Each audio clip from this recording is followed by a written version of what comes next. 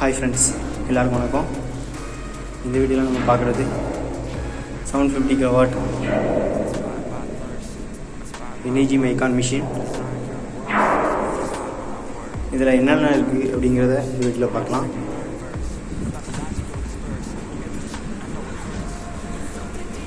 வாங்க ஃபஸ்ட்டு போய் டோரை ஓப்பன் பண்ணலாம்.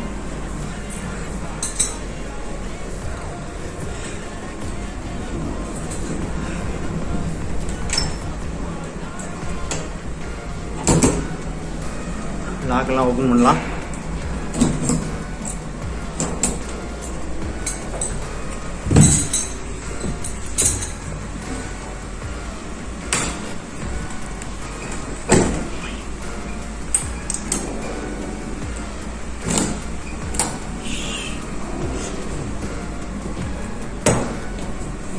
ஓகே, இப்போ லாக் ஓப்பன் பண்ணியாச்சு. 3 லாக்கு ஓப்பன் பண்ணியாச்சு. டோரை ஓப்பன் தூக்கலாம்.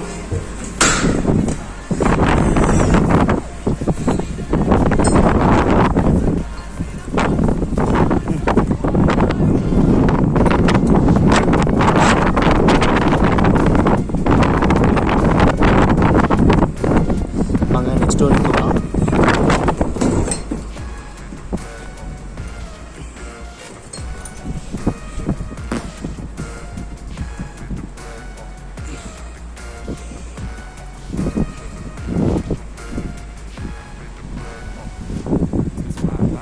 பாருங்க, இப்போ காத்தாடிக்கு மேலே, அதாவது இந்த மிஷினுக்கு மேலே என்னென்ன இருக்குது அப்படிங்கிறத உங்களுக்கு ஒரு ஓரலாக மேலோட்டமாக நான் சொல்கிறேன். அப்புறம் ஒவ்வொரு வீடியோலையும் டீட்டெயிலாக சொல்கிறேன். வெளியே இருக்கிறது பார்த்தீங்கன்னா காத்தாடி, இது உங்களுக்கு தெளிவாக கேட்காது. கொஞ்சம் பாருங்கள், இது பிளேடு. வெளியேருந்து பார்த்தாலே உங்களுக்கு தெரியும். அந்த 3 பிளேடும் ஒன்றா வந்து ஜாயிண்ட் ஆகிற இடம் ஹப்புன்னு சொல்லுவாங்க. அது உள்ளே போகும்போது காட்டுறேன், ஹப்புக்குள்ளே போகும்போது அந்த வீடியோ காட்டுறேன்.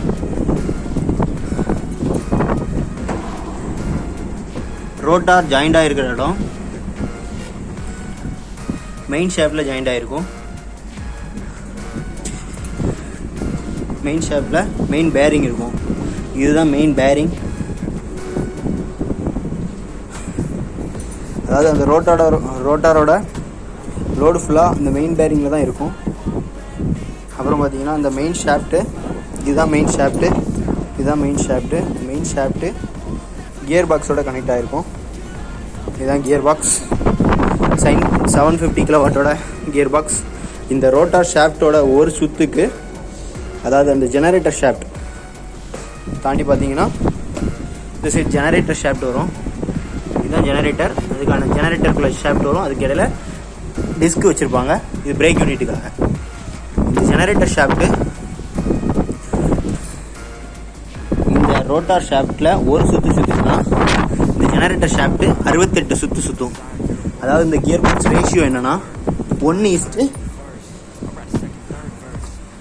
பாருங்கள், எனர்ஜி மேக். இதில் பார்த்தீங்கன்னா உங்களுக்கு தெரியும்.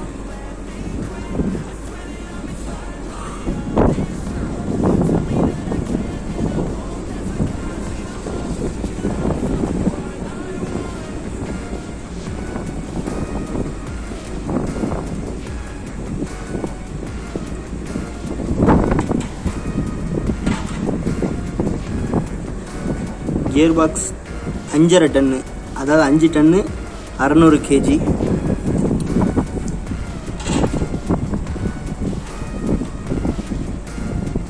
கியர் பாக்ஸோட ரேஷியோ 68, அதாவது 1:68. இங்கே பார்த்தீங்கன்னா ஹீட்டாக இருக்கும், ஏன்னா இப்போ தான் பிரேக் அடிச்சுது. ஒரு டிஸ்க் இருக்கும், அதாவது நம்ம நார்மலாக பைக்கில் இருக்கலாம் அதே மாதிரி டிஸ்க், ஒரு பிரேக்கு டிஸ்க் இருக்கும். இதில் பிரேக் யூனிட் இருக்கும். இது SIMI break unit, SIMI type break unit. இதில் வந்து ஒரு கப்ளிங் இருக்குது. அதாவது NEPCயில் பார்த்தது வந்து ஃப்ளாஞ்சி கப்ளிங்கு. இதில் இருக்குது ஆர்ம் டைப் கப்ளிங். அதாவது இது வந்து ஆம்னா கைன்னு சொல்லுவாங்க, அந்த மாதிரி ஆர்ம் டைப் கப்ளிங். 5 ஆர்ம் இருக்கும் பாருங்கள். 2 சைடும் ஆர்ம் டைப் கப்ளிங் தான் இருக்குது. இது ஜெனரேட்டர். 750 kW ஜெனரேட்டர் பாருங்கள், எலின் மேக்கு.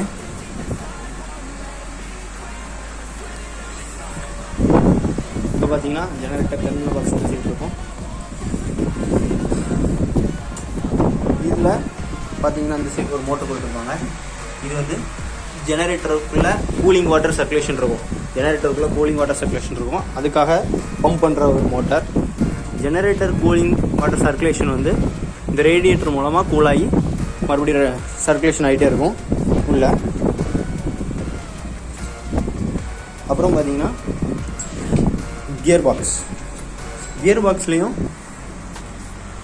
கியர் பாக்ஸ் ஃபுல்லாக ஆயில் ஃபுல்லாக இருக்கும். அந்த ஆயில் சர்க்குலேஷன் இந்த மோட்ரு மூலமாக பம்ப் ஆகி ஹீட்டான ஆயில் இந்த மோட்ரு மூலமாக பம்ப் ஆகி ஃபில்டர் மூலமாக இந்த ரேடியேட்டருக்கு வரும். இந்த சைடில் வெளியோடி ரேடியேட்டர் கொடுத்துருப்பாங்க. அதில் ரேடியேட்டர் ஃபேன் இருக்கும். இந்த ரேடியேட்டர் ஃபேன் மூலமாக கூலாகி மறுபடி கியர் பாக்ஸுக்கு மேலேயே வந்துடும். பாருங்கள், இந்த சைடிலோடி கியர் பாக்ஸுக்குள்ளே ரிட்டன் அனுப்பப்படும். அப்புறம் இங்கே பார்த்தீங்கன்னா யா யூனிட் இருக்கும். என்இபிஸில் பார்க்கும்போது ஒரு யா யூனிட் இருக்கும். இங்கே 4 யா யூனிட் இருக்கும். 1 2 3 4 யா யூனிட் இருக்கும். இங்கே பார்த்தீங்கன்னா எல்லோ பாக்ஸ் ஒன்று இருக்கும். இது அன்ட்விஸ்டிங்காக யூஸ் பண்ணுறாங்க. பாருங்கள்,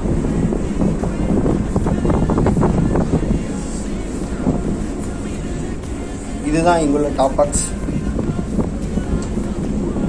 நீட்டாக இருக்கும் இதுக்குள்ள. ஓகே, இனிமே சம் இன்ஸ்பெக்ஷனை கம்ப்ளீட் பண்ணிட்டு ஹப்புக்குள்ளே போய் பார்க்கலாம்.